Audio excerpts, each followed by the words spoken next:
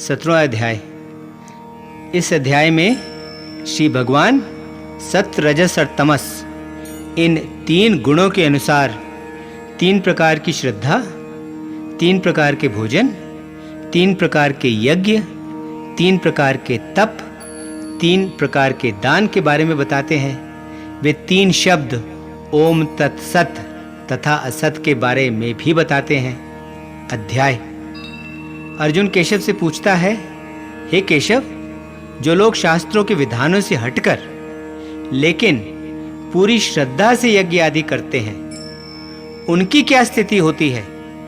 क्या उनकी श्रद्धा सात्विक, राजसिक या तामसिक होती है?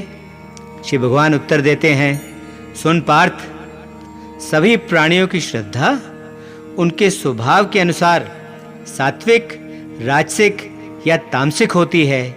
हर एक प्राणी की श्रद्धा उसके अंतःकरण के अनुरूप ही होती है। जिसकी जैसी श्रद्धा होती है वह स्वयं भी वही होता है। इस विषय में तू विस्तार से सुन। सात्विक लोग देवताओं की उपासना करते हैं, राजसिक लोग यक्षों और राक्षसों की, और तामसिक लोग भूत प्रेतों की उपासना करते हैं। जो लोग दंभी या दिखावा पसंद होते हैं, जो अहंकार और काम वासना से भरे हुए हैं, तथा जो किसी वस्तु की लालसा की शक्ति से प्रेरित होकर ऐसे कठोर तप करते हैं जो शास्त्रों द्वारा अनुमोदित नहीं है, ऐसे लोग अपनी मूर्खता के कारण अपने शरीर में स्थित तत्वों के समूह को और साथ ही शरीर में निवास करने वाले मुझ परमेश्वर को भी सताते हैं। ऐसे लोगों को तू आसुरी स्वभाव वाला समझ। प्रत्येक व्यक्ति का आहार भी प्राकृतिक गुणों सत्व, रजस और तमस के अनुसार 3 प्रकार का होता है। ऐसे ही यज्ञ, तप और दान भी 3 प्रकार के होते हैं। इन सब का भेद मुझसे सुन। जो भोजन जीवन, प्राण शक्ति, स्वास्थ्य, आनंद, प्रीति और उल्लास को बढ़ाते हैं, ऐसे भोजन सात्विक होते हैं और वे सात्विक लोगों को प्रिय होते हैं। जो भोजन कड़वे, खट्टे, तीखे, नमकीन, बहुत गरम, चटपटे, रूखे और जलन पैदा करने वाले होते हैं, जो दुख, शोक और रोग उत्पन्न करते हैं, ऐसे भोजन राजसिक होते हैं और वे राजसिक लोगों को प्रिय होते हैं।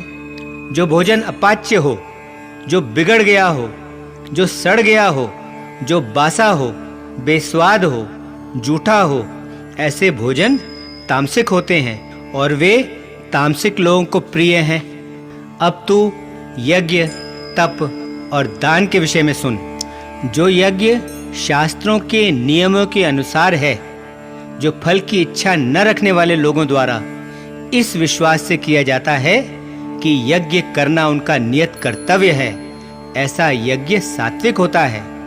जो यज्ञ किसी फल की आशा से या जो दिखावे के लिए किया जाता है, वह यज्ञ राजसिक होता है। और जो यज्ञ बिना श्रद्धा के और बिना नियमों के किया जाता है, जिसमें मंत्र नहीं पढ़े गए, जिसमें प्रसाद नहीं बांटा गया और जिसमें दक्षिणा नहीं दी गई, ऐसा यज्ञ तामसिक होता है। देवताओं की उपासना, गुरुजनों, ब्राह्मणों और ज्ञानियों का आदर सत्कार, पवित्रता, सरलता, ब्रह्मचर्य और अहिंसा, यह शरीर का तप कहलाता है। मन की संतुष्टि, सौम्यता, मौन, स्वभाव की शुद्धि, आत्मसंयम और मन का नियंत्रण, यह मानसिक तप कहलाता है। ऐसे शब्द बोलना जो सत्य, प्रिय और हितकर हों, और ऐसे शब्द न बोलना जो दूसरों को दुख पहुंचाए या उन्हें बुरे लगें, और नियमित रूप से वेद शास्त्रों का पाठ, यह वाणी का तप कहलाता है। यदि ये तीनों तप अर्थात शरीर, मन व वाणी के तप संतुलित मन वाले व्यक्ति द्वारा फल की इच्छा रखे बिना पूरी श्रद्धा से किए जाएं, तो वह सात्विक तप कहलाता है। यदि तप सत्कार, सम्मान या प्रतिष्ठा पाने के लिए या दिखावे के लिए किया जाता है, तो वह राजसिक तप कहलाता है। वह अस्थिर और अस्थायी होता है और यदि तप मूर्खतापूर्ण और दुराग्रह के साथ अपने आप को कष्ट देकर या दूसरों को हानि पहुंचाने के नियत से किया जाता है, वह तामसिक तप कहलाता है। जो दान ऐसे व्यक्ति को दिया जाता है जिससे किसी प्रतिफल की आशा ना हो, जो इस भावना से दिया जाता है कि दान देना हमारा कर्तव्य है, और जो दान उचित स्थान पर, उचित समय पर और जो योग्य व्यक्ति को दिया जाता है, ऐसा दान सात्विक माना जाता है। जो दान किसी प्रतिफल की आशा से या भविष्य में कोई लाभ मिलने की आशा से दिया जाता है, और जिस दान को देने में कष्ट या क्लेश होता है, ऐसा दान राजसिक माना जाता है। और जो दान अयोग्य व्यक्ति को दिया जाता है, जो अनुचित स्थान पर, अनुचित समय पर, बिना उचित ध्यान के या जो तिरस्कार की भावना से दिया जाता है, ऐसा दान तामसिक माना जाता है। ओम तत् सत, ये तीनों शब्द ब्रह्म के प्रतीक समझे जाते हैं। आदिकाल से ही इनके द्वारा ब्राह्मण, वेद और यज्ञों का विधान किया गया है। इसलिए ब्रह्मवादी लोगों द्वारा शास्त्रों में बताई गई यज्ञ, तप और दान की क्रियाएं हमेशा ओम शब्द का उच्चारण करके विधि अनुसार आरंभ की जाती हैं। प्रतिफल की इच्छा रखे बिना मोक्ष की इच्छा रखने वाले लोगों द्वारा यज्ञ, तप और दान की विभिन्न क्रियाएं तत् शब्द का उच्चारण करके संपन्न की जाती हैं। सत शब्द का प्रयोग सच्चाई, सद्भाव और अच्छाई के अर्थ में तथा प्रामाणिक उत्तम कार्यों के लिए भी प्रयोग किया जाता है।